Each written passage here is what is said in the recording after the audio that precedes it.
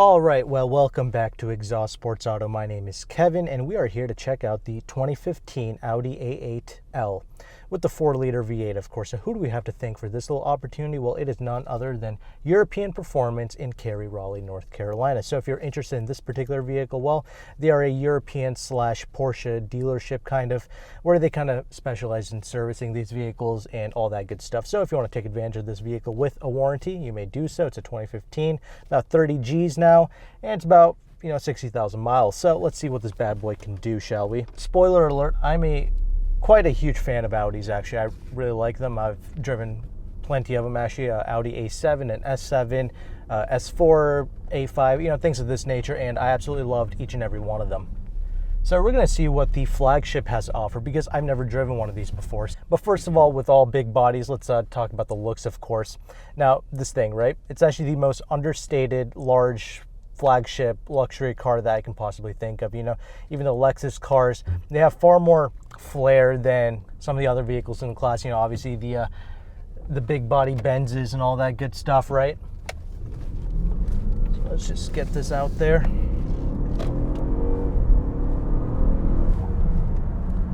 Geez, that is some effortless thrust, no doubt, like all of these big body cars, of course, but we'll get to that in a bit. Like I was mentioning, this car is so understated. However, you had to keep in mind for 2015, they did actually refresh the exterior of this vehicle. So it's got new headlights, of course, a little front fascia thing going on.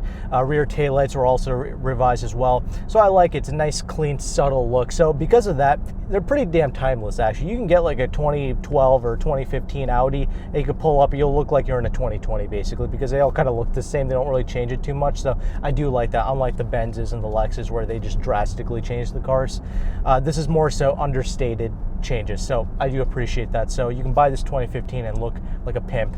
Or will you? I don't know. I mean, it's not as outlandish as the Benzes and the Lexus. So do I feel like a pimp in here? A little bit, a low-key pimp. So I do like it. It is a big body. It's the underpinnings of a Bentley. So let's go ahead and let's talk about the Drive, because a lot of you have been requesting me to do this car. And the most recent, of course, is the S-Class I've driven. So everybody wants to know, how does this compare? So this thing, it's fitted with a 4-liter V8 engine, twin turbo, of course.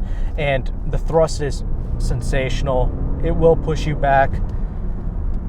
I feel like this and the BMW, because I've driven the 2014 750 and the 2020 740. BMWs and Audis are by far the fastest in the class, for sure. If you're looking for speed, if you're hungry for speed, these two will do it. However, the BMW will give you more of a sensation of thrust. This will kind of hide some of it, but you still do have a gushing sensation of speed in here, no doubt. The Benz, it sounds very impressive on paper with 516 pounds-feet of torque, but it doesn't. It truly hides all the speed from you, so you feel absolutely nothing. The Lexus will make you feel more of something again.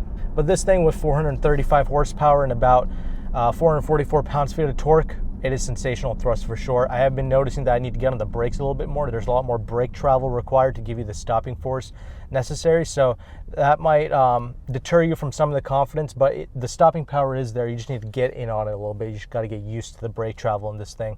This is the L model, so it's about the full Mac Daddy, 206, 207 inches long. So that will, believe it or not, add to the comfort and kind of the stability at speeds, if you will, with the extended wheelbase. Though that little 5 inches, it does make a difference. The motor is always buttery smooth with these Audi cars. That's the thing with Audis. They are like a hyper Lexus, basically. They're just hyper smooth. I love it. Everything from the steering, from the motor, everything is extremely smooth with these vehicles. So that's kind of the things that kind of separate Audi from the rest. It's more of the sedated. It's got the least amount of feel to it, if you will. So I suppose it depends on what type of feel that you're looking for. The BMWs, the Lexus cars, they feel the most connected. The Mercedes is by far the most kind of comfortable and quiet in this class, no doubt. There's definitely some road noise that I'm detecting with this vehicle. It's not ridiculous by any means. All these flagships are at the pinnacle, at the top of their game, no doubt. But that's just one of the things I've noticed. Now, a lot of people, they like to complain that the engine kind of hangs over or whatever, so people don't really like that sensation. And I will say the capabilities is less than that of a BMW, but it's still a fine handling vehicle. There's still, a good sense of confidence when you whip this car, because obviously the Quattro comes as standard. The car is riding beautifully, of course, similar to like a Lexus or something like that, or like the BMW 7 Series. It's still soaking up the bumps phenomenally well. There's no vibrations really that's transmitting through the cabin or through like the steering wheel or anything like that. It's such a smooth and composed ride, and you would expect that of a Flagship. And everybody wants to know, because a lot of you have been asking me to do this review, which one's the best, right? Everybody wants to know which Flagship is essentially the best, in my opinion. You know, like I mentioned in the LS versus S-Class video, just choose whichever one you like the most, honestly. Just choose the badge that you like the most. You know, a lot of people, they're like extremists when they get to this class of vehicle. It's really funny to log on to YouTube and like watch other people's like videos and watch their comments. You go to an Audi video, they're like, oh, it's the most beautiful car ever. It's the best car ever made. And you go to a Lexus video, it's the same thing. Oh, it's the best car ever. And then Mercedes, BMW, it's all the same thing. These luxury car freaks that are probably never going to own this car, they just go insane in the comment sections. And I don't like that extremist nonsense. They're all great cars. There's no doubt about it. I will say objectively, though, the Benz does feel the most quietest and the most comfortable, in my opinion. But the other three, the 7, the Lexus, the 7 Series, they're all great. It's just you kind of feel a little bit more, and maybe you might like that because they do feel a little bit more connected.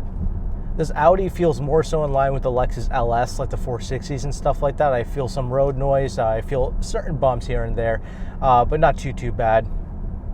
There's no real wind noise at all. Of course, you know, double pane, very thick glass, of course. Are you going to enjoy piloting this car? Of course you are. Why would you not? These are like the pinnacle of automobiles. These are like the best that this world has to offer to you, you know, without getting into the Bentleys and the Rollses and stuff like that. These are kind of the underpinnings for cars like that. So these cars are still amazing. They're still definitely a cut above the rest. But, you know, there's this idiot in front of me, and it's just not bothering me at all. You know, all these cars, they do a great job of lowering my blood pressure. It's never been an issue. You know, obviously, these things, they're built to the highest, most premium standards, of course.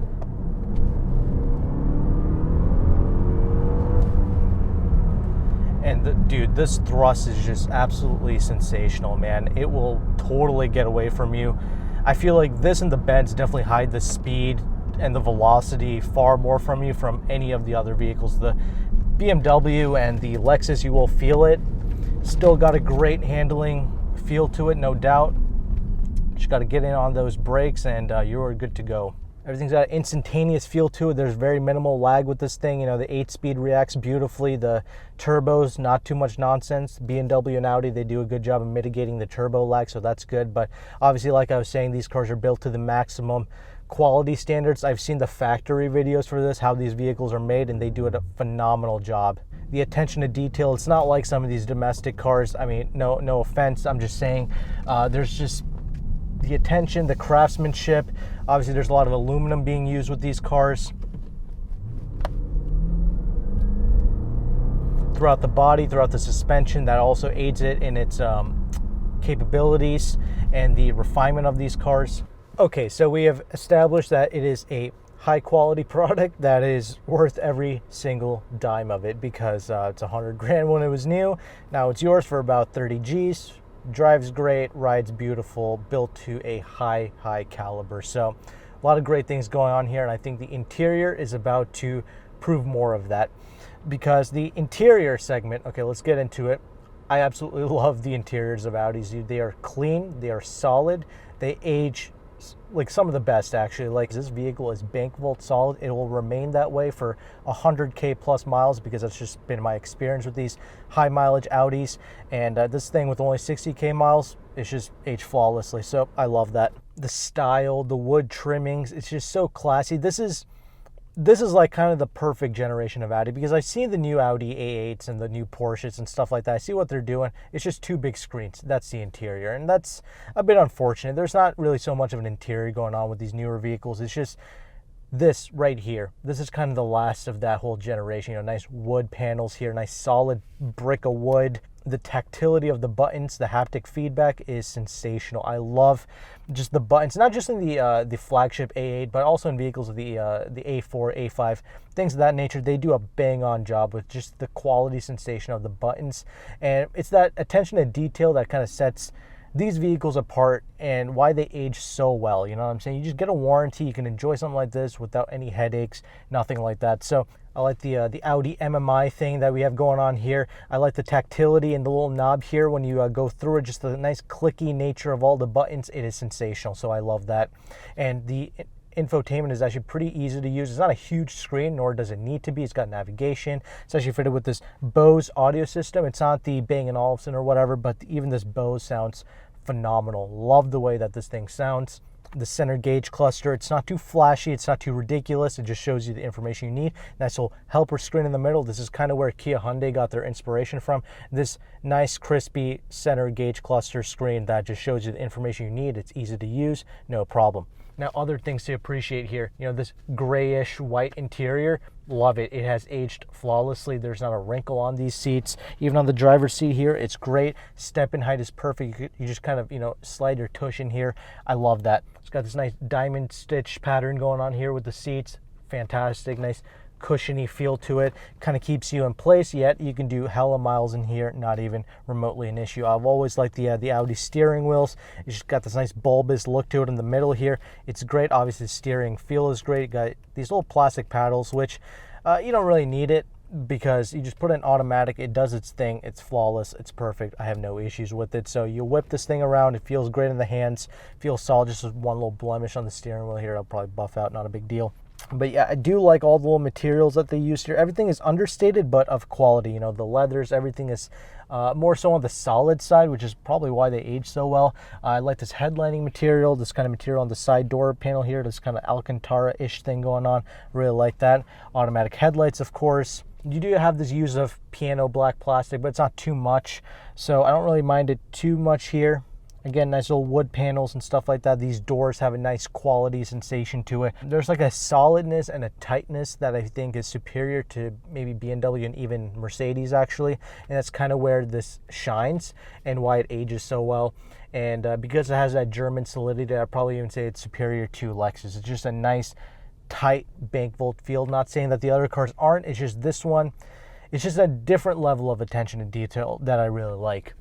You have this dual sunroof thing going on. It's not a full panoramic, but you do have two large sunroofs going on, so I do like that. See, storage space for the door pockets is pretty good.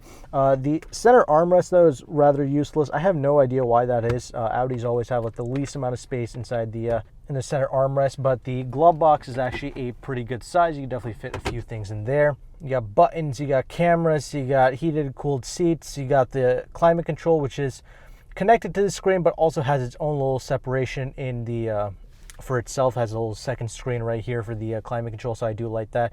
And you can write little things here for the infotainment when you enter in like addresses and all that good stuff, so people always like to mention that. Everything's easy. Everything's got buttons here. It's not all connected to a screen, so I appreciate that. And the screen does move inside and out. Parking sensors, peasant blockers, which we'll see in a bit. It's got all that good stuff. Auto stop start, which you can defeat here. It's got a heads up display. I wish the rear view mirror was a little bit larger. I wish they kind of did more of a kind of bezel-less finish thing, but it's okay, not a big deal. I can see out of this car, no problem. Got big, nice two large side view mirrors here, so that's not a big issue. But yeah, sitting in this, I feel special. Honestly though, the other Audi cars like the A7s, the A4, stuff like that, they also have a great interior space. But this one, you know, I do like the build quality, solidity of it. It's all great in here.